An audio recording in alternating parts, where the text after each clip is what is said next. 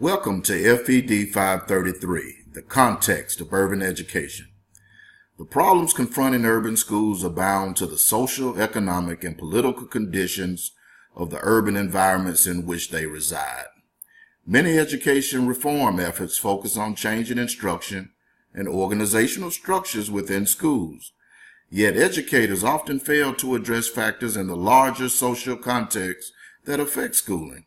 Thus, this course will explore social, economic, and political issues with an emphasis on issues of race and class as they have affected the distribution of equal educational opportunity in urban schools.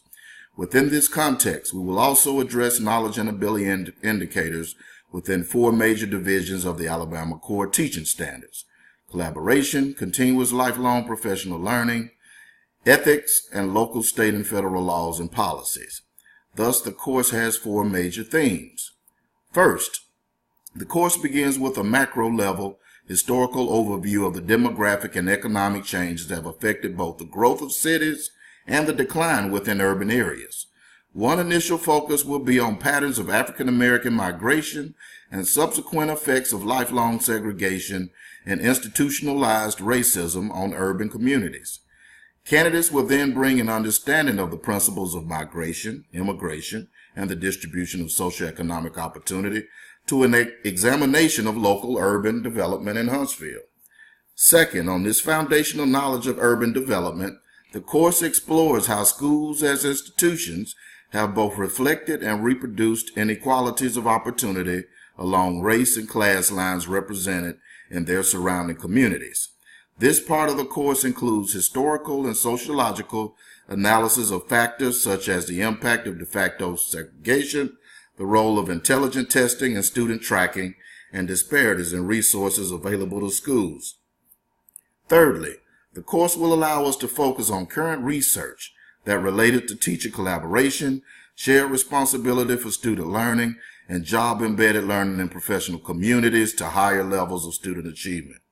This research challenges the independence and isolation that historically characterized the teaching profession and calls for deprivation of practice.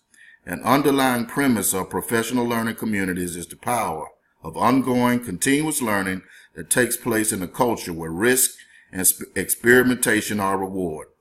In schools where there is a strong professional community, teachers actively participate in creating and sustaining such a learning environment and maintain its focus upon improved student learning.